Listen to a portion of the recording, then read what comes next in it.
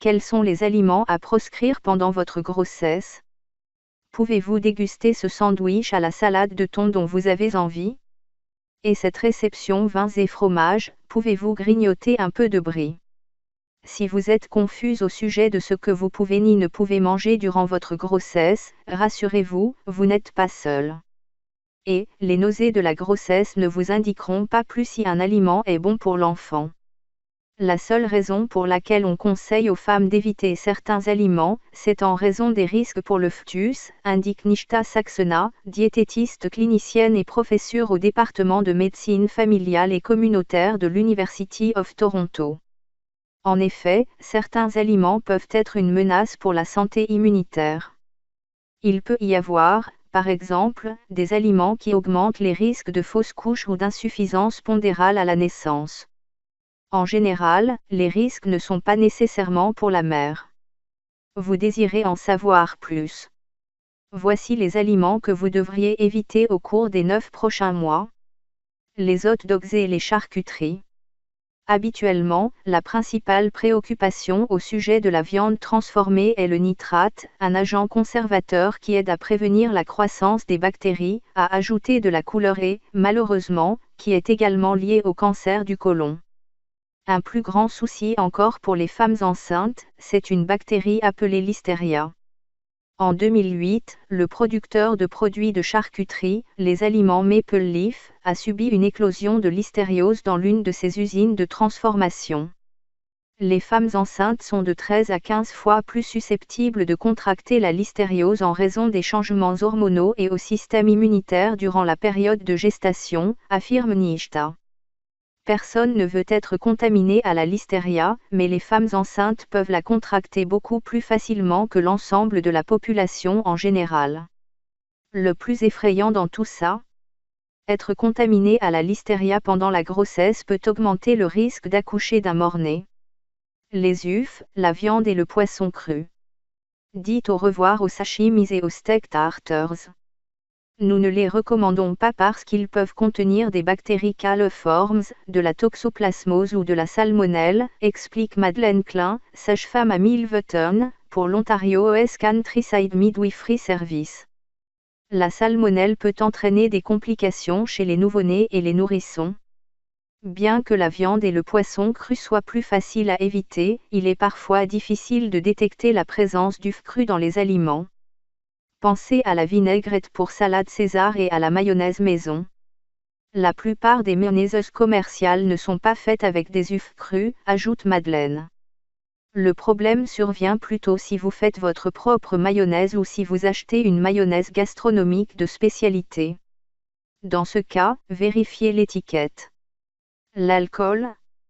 Bien que les principales préoccupations concernant la consommation d'alcool pendant la grossesse soient le développement de malformations congénitales et l'ensemble des troubles causés par l'alcoolisation fœtale, ETAF, au fil des ans, le postulat sur l'alcool et la grossesse a quelque peu changé.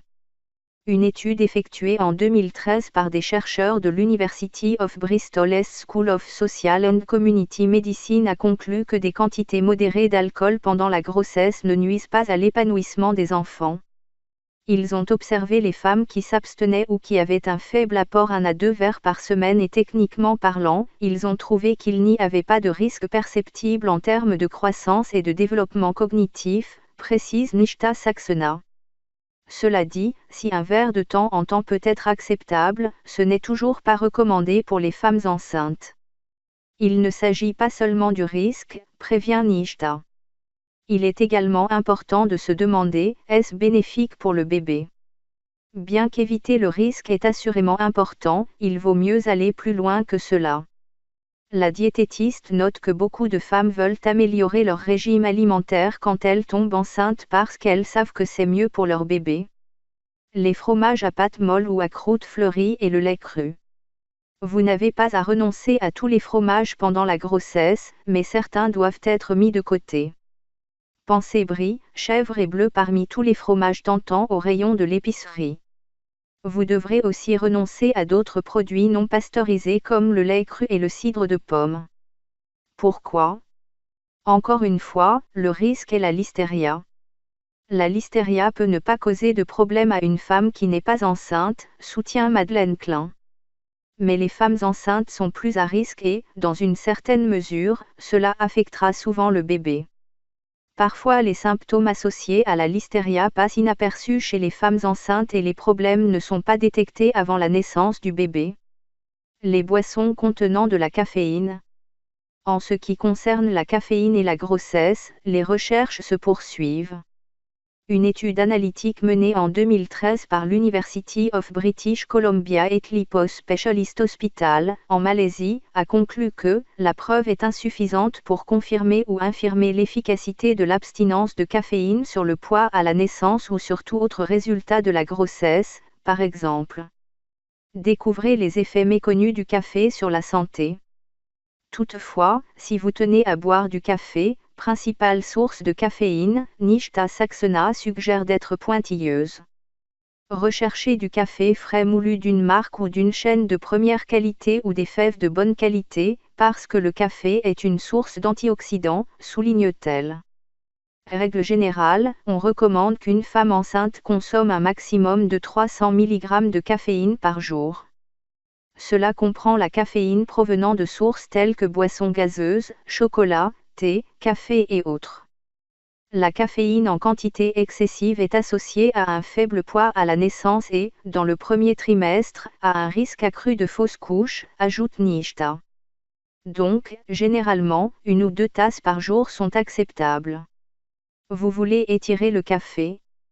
Faites-vous un latte et garnissez-le de mousse de lait à la vapeur riche en calcium.